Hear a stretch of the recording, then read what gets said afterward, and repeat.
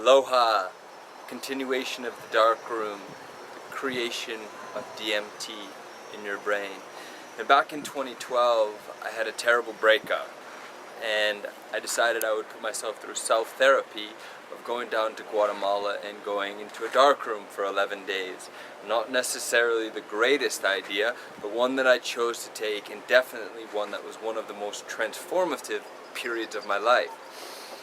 Understand that when that door is closed and you are into a dark space, it is very, very dark, and you have no one to speak to except for yourself. There's no one to look out to. There's no distraction, nothing except yourself. It forces you to turn inward and to face your darkest demons, your highest truths, and what is truly in here, up here, and all around you.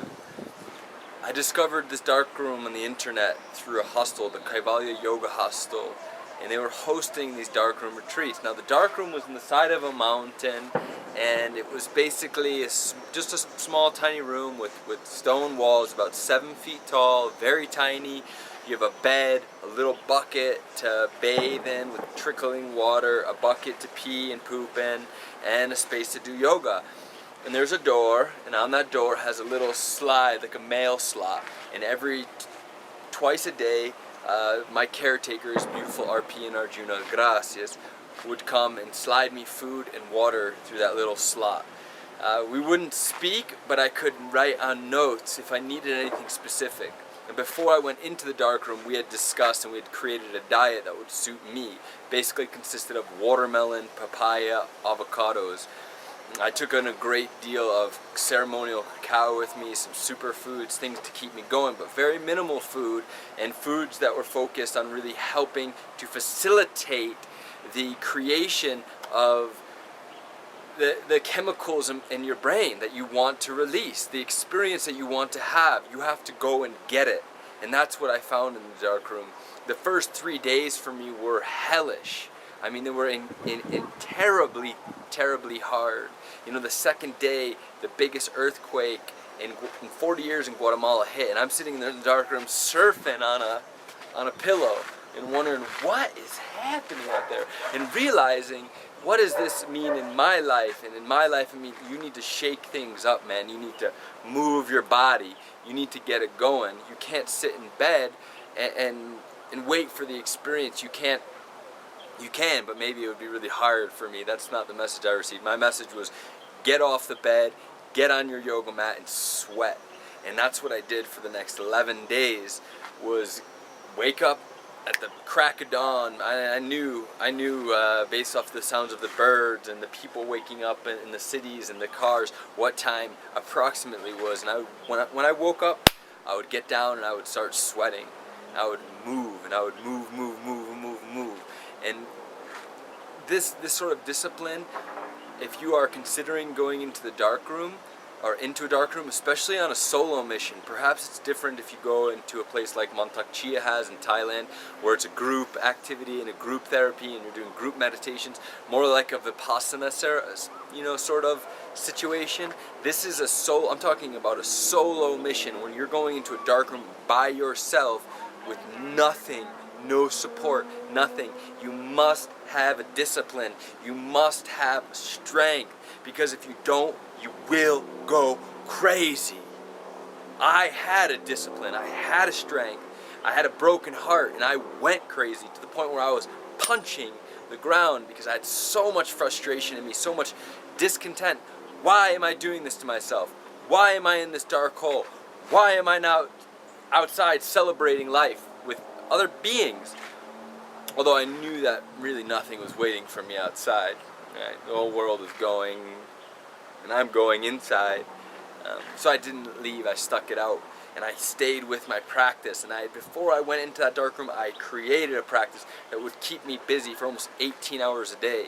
You know, that consisted of yoga and meditation, lots of it, drumming, ukulele playing, body massage with oils, showering, basic, just taking care of my body, combing my hair, loving myself, Taoist sexual internal alchemy practices, praying, and And these were the things that I did religiously every day in a specific order at a specific time.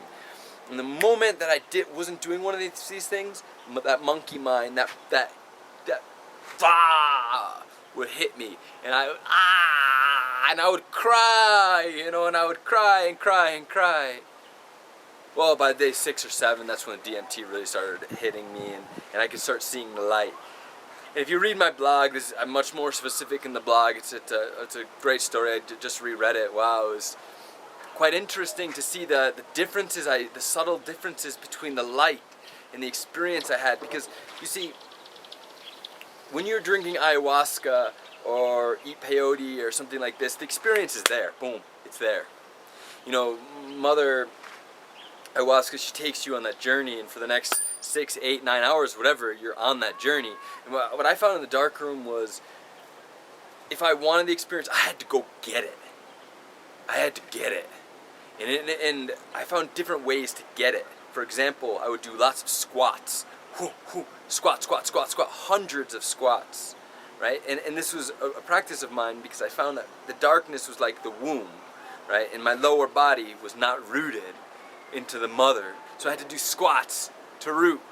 I had to open my core, stretch the lower part of my body. And when I did these squats, beautiful mandalas would open up. Like the tankas that you see the Tibetans make are nothing I could ever describe or replicate, because they were so gorgeous and so perfect in every way, but they were there.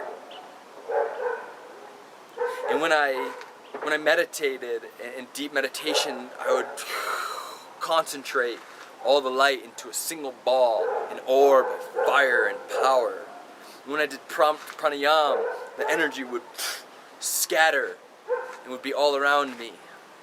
And this was all things that I had to go get, because if I was not focused, then the mind would take over, the games would be played, and I wouldn't be experiencing that bliss. When I gave in to the mother, she graced me with lotus flowers and showers of golden light. It was the most beautiful experience I could dream of.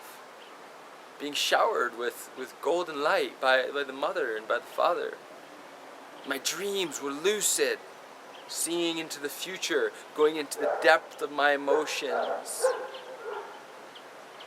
The dark room is the most brilliant place I've ever been, and the scariest place, the most challenging, and a deep inward journey. If you do choose to take this journey, please prepare, eat right. Go in steps, go in stages, however is best for you. Know your limits. Know that you can always open the door and go out. But challenge yourself at the same time. We are here, we're meant for growth, and sometimes growth hurts. Pain hurts. I'm here at any time if anyone ever would like to speak about their darkroom experience with me, or to get advice into going to the darkroom. When I left that darkroom, I remember looking at myself in the mirror and seeing that pure light that's within me, that is within you and with all of us beings. That dark space is such a sacred abode. It's the womb. It's the womb of the mother.